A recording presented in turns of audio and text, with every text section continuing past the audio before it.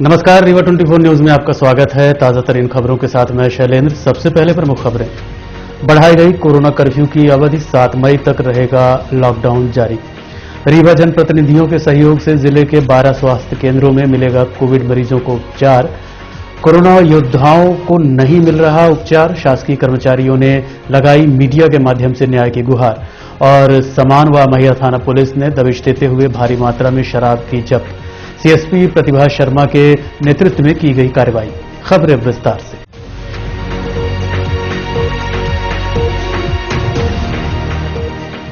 मुख्यमंत्री शिवराज सिंह चौहान ने corona curfew की समयावधि 7 मई तक बढ़ा दी है।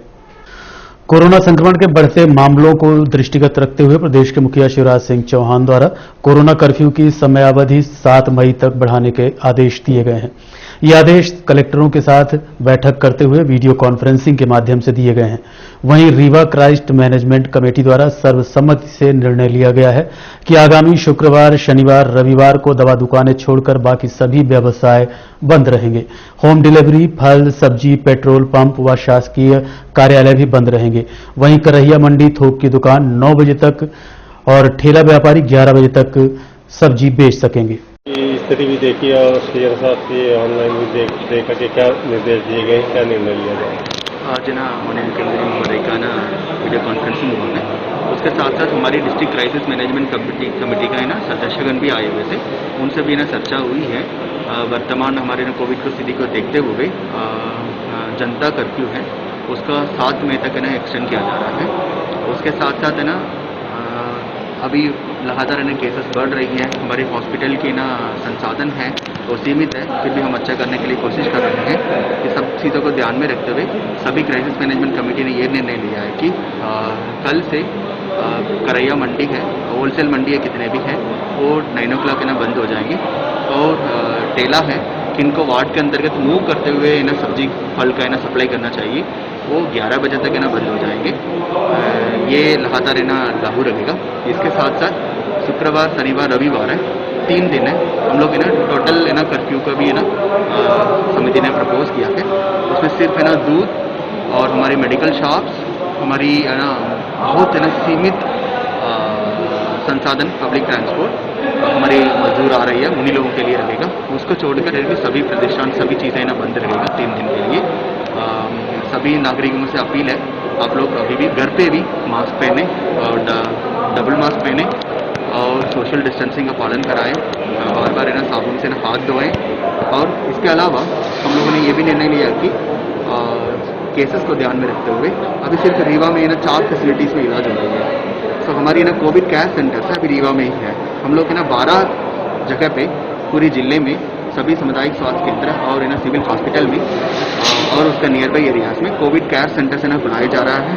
उसमें डॉक्टर्स ना 24 घंटे लगेंगे, पैरामेडिकल स्टाफ लगेगा, सपोर्टिंग स्टाफ लगेगा।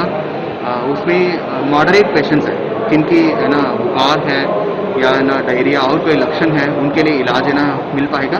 कुछ ऑक्सीजन कॉन्सेंट्रेटर्स हैं, अभी हम लोगों ने खरीदा है। कल भी हमारे जिले के लिए 40 ऑक्सीजन कॉन्सेंट्रेटर मिली है। कुछ ऑक्सीजन कॉन्सेंट्रेटर्स इन सारे 12 सेंटर्स में भी रखा जाएगा।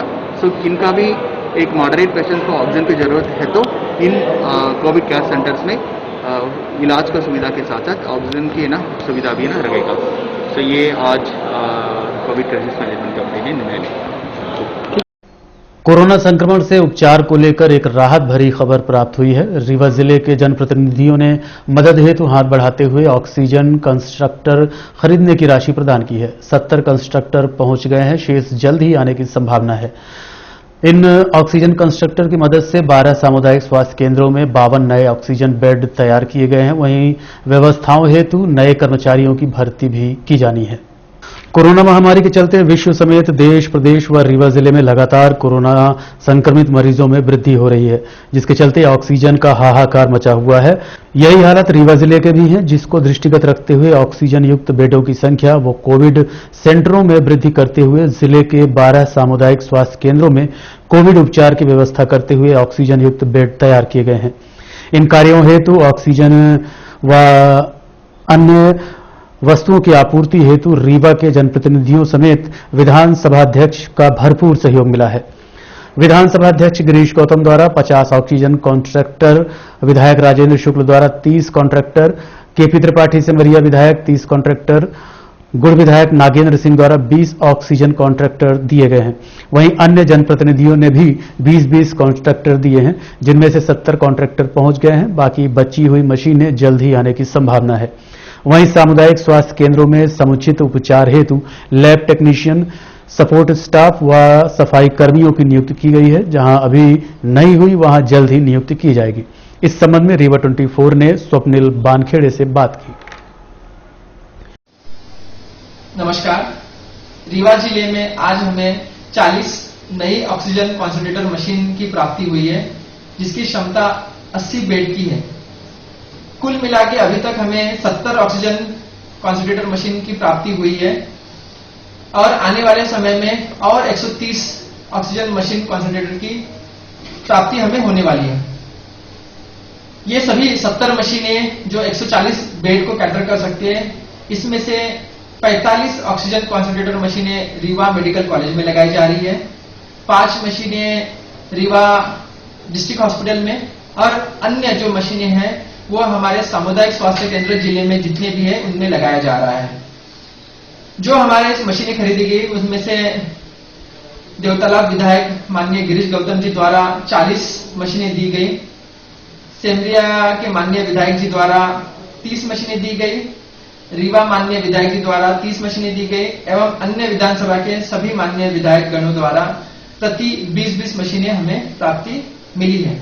इसकी डिलीवरी अगले कुछ दिनों में रीवा में हो जाएगी।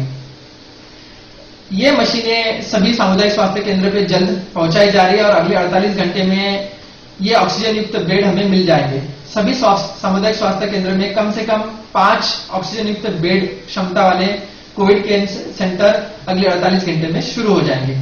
इसके साथ ही सभी सामुदायिक स्वास्थ्य केंद्र में नई भर्तियां कराई जा रही है, जिसमें स्वच्छता कर्मी, वार्ड बॉय एवं डेटा एंट्री ऑपरेटर जैसी भर्तियां कराई गई है, जिससे जो हमारे सामुदायिक स्वास्थ्य केंद्र है वो अच्छी तरीके से चल पाए और कोविड पेशेंट को हम उनकी अच्छी तरीके से देखभाल कर पाए।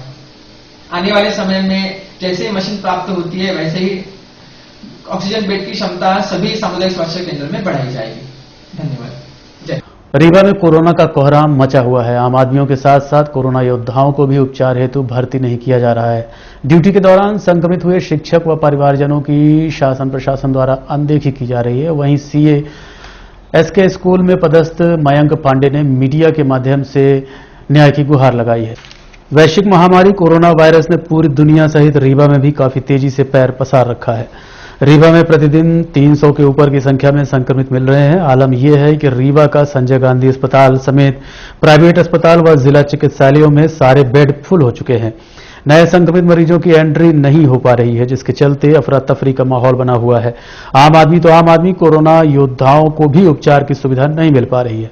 अस्पताल में उपचार हेतु भर्ती करने से मना कर दिया जा रहा है, ये कहते हुए कि सारे बेड फुल हैं, डिस्चार्ज होने के बाद ही कुछ कहा जा सकता है। आपको बताना चाहेंगे कि एसके स्कूल में पदस्थ सीएससी मयंक पांडे समेत अन्य स्टाफ के लोगों ने 27 मार्च को घर घर जाकर लोगों को वैक्सीन लगवाने के लिए जागरूक किया। 12 अप्रैल को पीके स्कूल में कोविड वैक्सीनेशन कार्यक्रम में जिला सुरक्षा उपकरण में ड्यूटी लगाई गई, जहां लगभग 1000 लोगों ने टीका लगाया। वहीं 14 अप्रैल को एसके स्कूल में शिविर लगाकर कोविड वैक्सीनेशन कार्यक्रम संपन्न कराया गया। उसमें भी लगभग 8 से 900 लोगों को वैक्सीन लगी। इसी बीच सीएससी मयंक पांडे, उनकी पत्नी और बिटिया मार्तंड स्कूल सीएससी राजेश पांडे व उनका परिवार, रावेंद्र द्विवेदी व उनका परिवार सहित लगभग दर्जन भर की संख्या में शिक्षक कोरोना संक्रमित हो गए, जो कि होम आइसोलेट हो गए। लगभग पिछले 5 दिन में मयंक पांडे का ऑक्सीजन लेवल 80 से ऊपर नहीं जा रहा है, लेकिन न तो शहर के शासकीय अस्पताल न ही प्राइवेट अस्पतालों में उपचार हेतु भर्ती किया जा रहा है। ये कहा जा रहा है कि सारे बेड फुल हैं। इस संबंध में पीड़ित ने विभाग के अधिकारियों से मदद मांगी, लेकिन इसके बाद मीडिया का सहारा लिया गया। इस संबंध में सिटी केबल नेटवर्क रीवा 24 संवाददाता अमित पांडे ने मयंक पांडे से बात की। उन्होंने बताया कि रीवा के किसी भी अस्पताल में भर्ती नहीं किया जा रहा है। वहीं रीवा कलेक्टर द्वारा पत्र जारी कर कहा गया कि राहुल नामक युवक द्वारा मदद करने की बात कही गई है, लेकिन बार बार फोन लगाने के बाद भी अभी तक कोई मदद नहीं की गई। आप खुद सुनिए उनकी पीड़ा। मैं पांडे जन शिक्षक शासकीय सुदर्शन कुमारी कन्या उच्चतर माध्यमिक विद्यालय रीवा। दिनांक 27 मार्च 2021 से घर घर जाकर वैक्सीनेशन के लिए ड्यूटी कर रहा था। दिनांक 12 अप्रैल को पीके स्कूल में वैक्सीनेशन में ड्यूटी में रहा। 1000 लोग वहां आए। दिनांक 14 तारीख को एसके स्कूल में वैक्सीनेशन कैंप लगा। वहां भी लगभग 800-900 लोग आए। वहीं हम लोग संक्रमित हुए। मैं संक्रमित हुआ, मारतंड के सीएससी राजेश पांडे संक्रमित हुए, पूरा परिवार उनका, मैं, मेरी पत्नी, मेरी बिटिया और एसके विद्यालय के एक और शिक्षक श्री रविंद्र द्विवेदी, उनकी पत्नी और बेटी। मैं 5 दिन से परेशान हूँ। मेरा ऑक्सीजन लेवल 80 से ऊपर नहीं जा रहा है, लेकिन मुझे कहीं कोई एडमिट नहीं कर रहा। कलेक्टर महोदय द्वारा पत्र प्राप्त हुआ कि राहुल नायक जी मदद करेंगे, लेकिन वहां से भी कोई मदद प्राप्त नहीं हो रही। बार बार फोन लगाने के बाद हम लोग का विभाग हम लोग का साथ छोड़े, मर जाते हैं। पूरी जवाबदारी विभाग की है। इस मार्मिक वीडियो को देखने के बाद सिटी केबल नेटवर्क रीवा 24 परिवार जिला प्रशासन से आग्रह करता है कि चाहे हालात जो भी हो, कम से कम उन कोरोना योद्धाओं को उपचार मिलना चाहिए जो अपनी जान जोखिम में डालकर लगातार शहरवासियों को इस घातक बीमारी से बचाने में कार्यरत हैं। ऐसे सभी कोरोना योद्धा जो कि कोरोना महामारी के दौरान शहरवासियों की सुरक्षा हेतु तैनात किए गए हैं, उनके लिए शासकीय व प्राइवेट अस्पतालों में कुछ बेड रिजर्व रखे जाएं ताकि विपरीत परिस्थितियों में कोरोना योद्धाओं को समुचित उपचार समय पर मिल पाए। सीएसपी प्रतिभा शर्मा के निर्देश में कार्रवाई करते हुए 2 थानों की पुलिस ने दबिश देते हुए भारी मात्रा में शराब बरामद की है।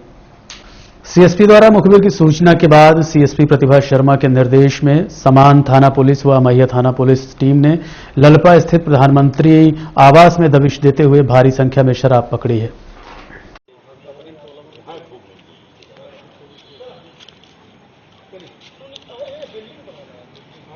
एक बड़ी खेप पकड़ी गई है, एक किसकी है, क्या पता चला किसकी मात्रा में? मुखबिर सूचना मिली थी कि प्रधानमंत्री आवास योजना के तहत जो घर बनाए गए हैं उनमें कुछ जो है फ्लैट्स खाली पड़े हुए हैं और एक जगह जो है कुछ शराब डंप करके रखी गई है। तो उसी पर मुखबिर सूचना पर जो है दबिश दी गई और अभी गिनती की जा रही है। लगभग 30 के आसपास पेटी लग रही है। जितना भी होगा आपको अवगत करा दिया जाएगा। सर अभी तक पता चला किसकी है ये? नहीं, अभी तक कोई जानकारी नहीं मिली है। इसकी विवेचना में जो भी तथ्य आएंगे उस हिसाब से कार्रवाई की जाएगी। सर ये घर किसके नाम होंगे? प्रधानमंत्री आवास योजना है, अब इसकी तस्दीक की जाएगी। जिसके भी नाम पर होगा, शायद उसने किराए पे दे रखा, क्या कर रखा है, ये सब जांच का विषय है। सही सूचना के बाद आप लोगों ने शायद दरवाजा तोड़ के अंदर प्रवेश किया है? हाँ, बिल्कुल यही घटना हुआ है। यहाँ पर मौके पर कोई व्यक्ति हमको नहीं मिला है। जो है ताला तोड़कर और जो है तलाशी पंजनामा बनाकर उसकी कार्रवाई की गई। गांव के दबंगों ने 4 पहिया व 2 पहिया वाहनों से पहुंचकर पीड़ित के झोपड़े में आग लगाते हुए लाठी डंडे से मारपीट की। पीड़ित एसपी ऑफिस पहुंचे और न्याय की गुहार लगाई है। रीवा जिला अंतर्गत ग्राम कुल्लू पे पखरा में हरिजन बस्ती में दर्जनों की संख्या में गांव के दबंग पहुंचे और नशाखोरी करते हुए स्थानीय लोगों द्वारा बनाए गए झोपड़े में आग लगा दी, जिसका विरोध शिव कुमार साकेत, रवि कुमार साकेत, रामकुशल साकेत समेत अन्य लोगों ने कर आपत्ति जताई। जिसके बाद से 2 पहिया व 4 पहिया वाहनों में आए राम शिरोमण पाठक, आदर्श त्रिपाठी, पीयूष पाठक, भूरा सिंह समेत दर्जनों की संख्या में आए दबंगों ने लाठी डंडे व रॉड से हमला करते हुए पीड़ितों को लहूलुहान कर दिया, जिसकी शिकायत चौराटा थाने में दर्ज की गई थी, परंतु कार्रवाई न होने के चलते पीड़ितों ने एसपी कार्यालय का दरवाजा खटखटाते हुए न्याय की गुहार लगाई है। इस संबंध में पीड़ित परिवार से बात की गई। सर, हमारे गांव में ब्राह्मण लोग यानी कि आग लगाए हैं और मारपीट किए हैं। कौन से गांव की घटना है? कुल्लू पे पखरा, बनकुनिया रोड। ये पूरी घटना बताइए। घटना ये हुई है कि ये लोग समथिंग 15 तारीख से ये ब्राह्मण समाज के लोग हम लोगों के जहाँ पे प्लाट मिला था वहाँ पे आकर के रोज शराब पीते थे और अभद्र भाषा का यूज करते थे, गालियाँ देते थे, है ना, जातिगत गालियाँ भी देते थे। कल क्या हुआ कि कल देर शाम तक का ये लोग पीते खाते रहे। फिर उसके बाद ये लोगों ने क्या किया कि यानी कि वो जो झोपड़ी थी हम लोगों की जो बनी थी तो उसमें ये लोग आग लगा दिए और आग लगाने के बाद ये लोग वहीं पे खड़े थे। हम लोग जैसे आग देखे तो आग देखने के बाद हम लोग वहाँ पे पहुँचे। तो पहुँचने के बाद हम लोगों ने देखा कि ये लोग भाग रहे हैं, तो हम लोग रोकने की कोशिश किया और पूछने की कोशिश किया तो बाइक सवार लोगों ने हम लोगों के ऊपर हमला कर दिया लात मूसों से। फिर उसके बाद जो यानी कि गाड़ी में थे 4 व्हीलर में, वो लोग 4 व्हीलर से निकले और डंडा और धारदार चीज लिए थे, उससे हम लोगों के ऊपर हमला किए और जिसमें हमारे यहाँ पे चोट आई है ना, सिर में भी आई है, इधर लाठियां मारे गए हैं इधर, है ना। और ऐसे ही मेरे साथ में 2-3 लोग और थे, उनको भी बहुत जख्मी किए गए। तो ग्राम कुल्लू पोस्ट पे पकड़ा की। आपने शिकायत नहीं की थाने में शिकायत किए हैं। कितने बजे तक थे? क्या कार्रवाई हुई? कुछ नहीं, उसमें अभी कार्रवाई कुछ नहीं हुई है। कल यानी जिन लोगों को हम नाम लिखवाना चाह रहे थे उन लोगों का नाम भी अच्छे से नहीं लिखा गया है। कौन हमला किया आपको? हमारे ऊपर यानी कि बहुत सारे लोग थे, 20-25 लोग थे, जिनमें से बाकी सभी अज्ञात लोग थे, लेकिन 2 लोगों को मैं पहचानता हूँ। आदर्श त्रिपाठी एक का नाम है, एक का भूरा सिंह नाम है।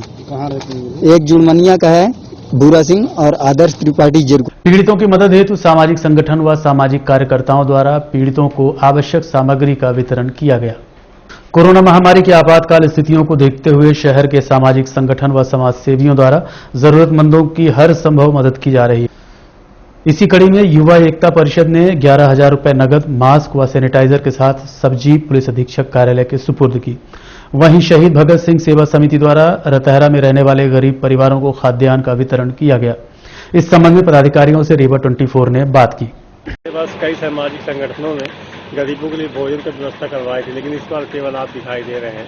आप कहां और किसको दे रहे हैं? एक्चुअली हम पिछले 10 दिन से जहाँ से भी हमको मैसेज आते हैं और किसी भी माध्यम से भी मैसेज आ गए, चाहे रतहरा हो, चाहे स्नेह पेट्रोल पंप हो, चाहे बाईपास हो, चाहे नरेंद्र नगर हो, चाहे पडरा हो, दुआरी हो, कहीं से भी हमको मैसेज आते हैं तो तुरंत हम लोगों के घर कच्चा खाद्यान्न पहुंचाते हैं। आटा है, चावल है, दाल है, तेल है, आलू है और मसाला है और बिस्किट के पैकेट है। ये हम तुरंत लोगों के घर पहुंचाते हैं। जहाँ से भी मैसेज आते हैं कि खाने की प्रॉब्लम है, लॉकडाउन की वजह से हम काम में नहीं जा पा रहे हैं, तो उनके यहाँ हम खाद्यान्न लेके पहुंच जाते हैं। आप एक समाज सेवक है, जैसे पिछले साल की लोगों की व्यवस्था थी, आप इस बात से देखा जा रहा है कि लोगों की हालत बद से बदतर हो गई। ऐसे में जो सामाजिक संगठन पिछली बार काम कर रहे थे उन्होंने भी अपना हाथ खींच लिया है, तो इसका बहुत बड़ा असर क्या देखने को मिल रहा है आपको? दरअसल जो हालत पिछले साल थी, पिछले साल अचानक लॉकडाउन लगा और काफ़ी लंबा लॉकडाउन लगा था और प्रवासी लोग बॉम्बे, दिल्ली, गुजरात यहाँ से लोग आ रहे थे, परेशान रहे थे, तो उनके लिए तो शासन ने खाना की व्यवस्था करवाई थी, पर्याप्त व्यवस्था थी। और सामाजिक संगठन भी पिछले साल बहुत ज़्यादा व्यवस्था किए थे और सब बाहर निकले थे। और इस बार उतनी अधिक प्रॉब्लम नहीं है लोगों में। कुछ लोगों में प्रॉब्लम है जिनमें सेंट्रल किचन में भी खाना बनता है और शासन की तरफ से भी खाना बंटवाया जाता है। और हम अपनी तरफ से शहीद भगत सिंह सेवा समिति की तरफ से लोगों को कच्चा खाना बांट रहे हैं। आज हमारी संस्था के उपाध्यक्ष आदरणीय अजय जायसवाल भाई साहब ने 60 पैकेट बनवाए हैं और उसमें 10 किलो आटा है, 5 किलो चावल है, 2 किलो तुअर की दाल है, 1 किलो तेल है। ये सब उन्होंने अपनी तरफ से शहीद भगत सिंह सेवा समिति की तरफ से लोगों को बांटने के लिए दिए हैं, वो हम बांट रहे हैं।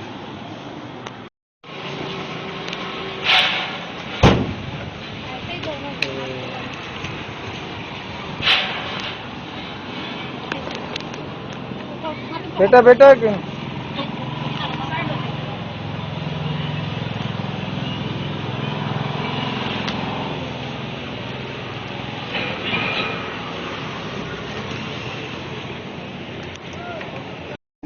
मैक्सिमम लोग इस बार लोग समझ नहीं पाए कि लक्षण आ रहा है लेकिन रिपोर्ट निगेटिव आ रही है। रिपोर्ट पे मत जाएं। अगर आपको लगता है कि तकलीफ है तो अपना एक्सरे करा लें, एक्सरे से क्लियर हो जाता है। रिपोर्ट पे उतना भरोसा न करें। यदि आपको सांस लेने में थोड़ी भी तकलीफ हो या थोड़ा भी कोई भी प्रकार का स्वाद चला जाए, महक चली जाए, ये सब चीज़ें जो भी इस टाइप के लक्षण रहे हैं, कोई भी हो तो आपस में अपना खुद इलाज नहीं करना है, तत्काल डॉक्टर से राय लेकर इलाज शुरू कर देना है। घर में आइसोलेट हो जाए, कोई समस्या नहीं, बढ़िया तरीके से इलाज हो जाएगा। इस चीज़ का आप सभी लोग ध्यान रखेंगे।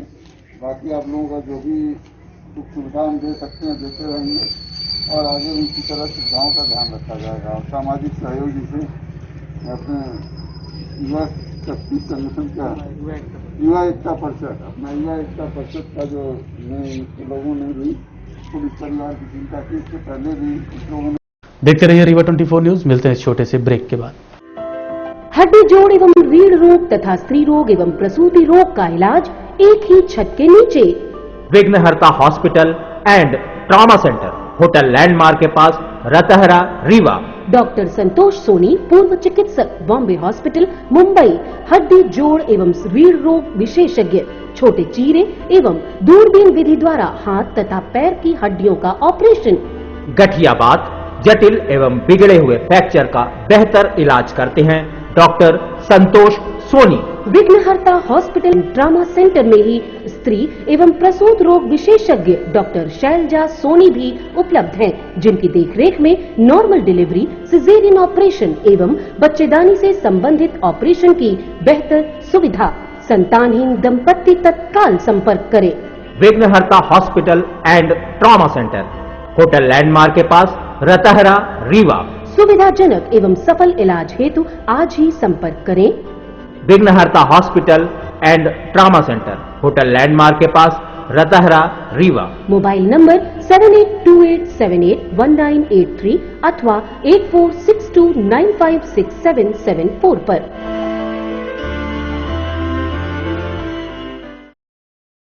रीवा के अस्पतालों में कोरोना मरीजों की भर्ती न होने के चलते पूर्व विधायक कमिश्नर से मिले। उनके द्वारा जल्द ही व्यवस्थाओं में सुधार लाने की बात कही गई है। कोरोना महामारी के चलते संजय गांधी अस्पताल के सारे बेड फुल हो चुके हैं। अस्पताल के बाहर नो एंट्री का बोर्ड लगाकर तालाबंदी कर दी गई है। साथ ही पुलिस की तैनाती भी की गई है, जिसको देखते हुए पूर्व विधायक मऊगंज सुखेंद्र सिंह बन्ना संभागायुक्त से मिले, जिसके बाद संभागायुक्त ने व्यवस्थाओं को व्यवस्थित करने का आश्वासन दिया है। इस संबंध में सुखेंद्र सिंह बन्ना से बात की गई। रीवा संजय गांधी अस्पताल में जो ये अपना संभागीय अस्पताल है, वहां पे अफरा तफरी मची हुई है, चाहे गैस के लिए हो, चाहे इंजेक्शन के लिए हो और चाहे एडमिट होने के लिए हो।